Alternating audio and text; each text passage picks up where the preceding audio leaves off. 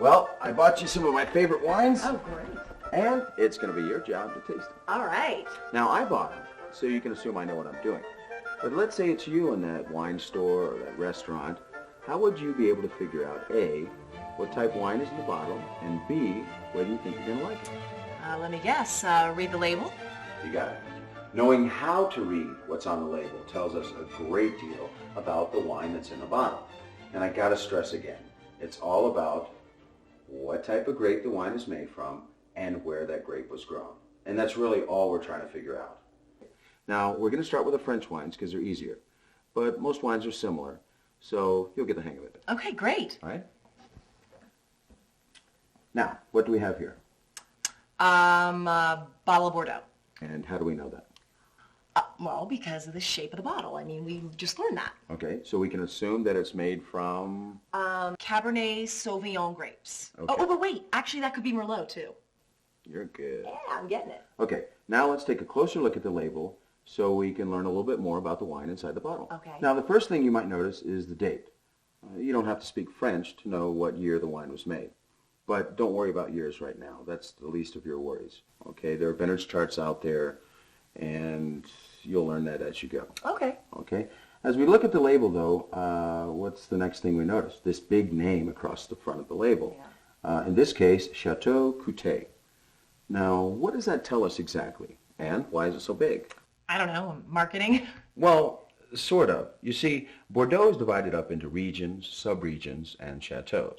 So if you know what you're doing, then you can be very explicit with the wine that you like. Okay. Now, in this case, this is the winery or the wine maker. How do we know that? Well, if you look down here in small letters, you'll see Mise en bouteille à château, which means bottled at the chateau. Oh, okay. Which is pretty much a guarantee that this wine was bottled where it was grown and made. Great. Okay, so as we look around the label, let's see what else we can spot. Here we go. Appellation Saint-Emilion Contrôlée. In this case, this sentence is telling us, by French law, this wine is guaranteed to be what it's supposed to be under the terms set down by the local wine authority. Now, if it had said Appellation Bordeaux Contrôlée, then the regulations would be somewhat more general. That means that the grapes could have come from anywhere in Bordeaux. Oh, okay. The main purpose of the label is to convey this type of information. Saint-Emilion is a subregion of Rive-Droit, which is on the right bank of the Gironde River, which is in the center of Bordeaux. And we know it's a Bordeaux because of the shape of the bottle. Even though most Bordeaux wines are blends to one extent or another, the regional wine authority is quite specific about how much of which grape can be used in which wine, and precisely how they must be labeled. So, how do I know if this is a Cabernet or a Merlot? Because both these are Bordeaux wines. Man, you really are catching on to this. That's good. Gotcha. This is a Bordeaux wine made mainly from Merlot grapes. And this is a bottle of Bordeaux wine from Pauillac, made mainly from Cabernet grapes. You see, the most popular subregions for Merlot are Pomerol and Saint-Emilion. So as you become more familiar with the regions and subregions, you can tell which is which. Okay. Now, let me show you this. See this right here? Grand Cru. If you see this on a label, Grand Cru, or Premier Grand Cru, this is a notation of quality. In other words, this is a good bottle of wine. Oh, it's okay. a cut above the rest. Oh, good. Good to know. Yeah.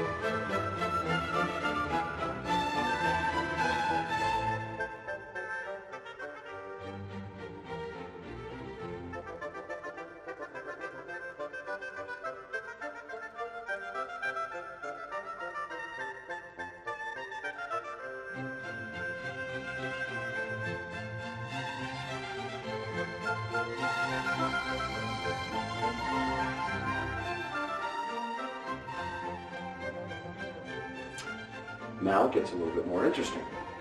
In Burgundy, they don't have the chateau system to designate where the wine is made. Instead, their province is divided up into regions, villages, and domains. Okay, just when I thought it was starting to get easy. I don't know. Well, here's something easy. In Burgundy, they're even more stringent about what type of grape can be used for the wine. So unless it specifically says otherwise on the label, a red wine is going to be from a Pinot Noir grape, and a white wine is going to be from a Chardonnay grape. No blends. Okay, I mean, that seems pretty simple. But of course, the exception proves the rule. If the label says Chablis, that's a region. Okay? The grape is still a Chardonnay. If the label says Beaujolais, it's not a Pinot Noir.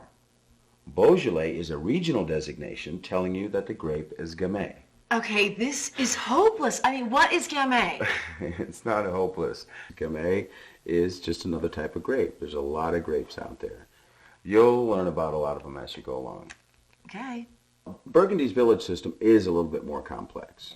But if you like their wines, it's really worth spending a little bit extra time trying to learn a little bit about them.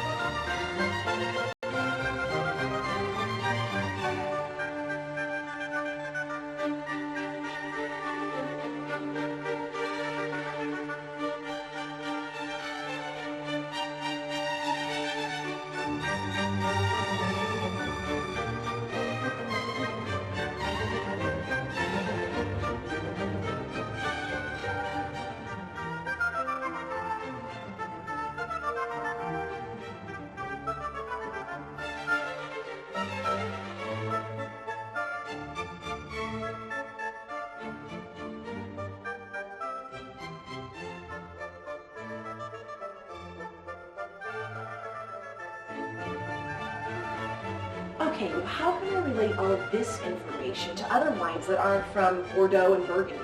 Well, for example, with California wines, it works pretty much the same way. You just got to learn some of the lingo. All right. I have a California Pinot right here. Let's take a look and see what kind of information we can get off the label. Okay. The name of the winery is most prominent across the middle here. In this case, Letitia is the winery that produces this bottle. Here's the date right here. Okay, so is this wine bottled at the chateau?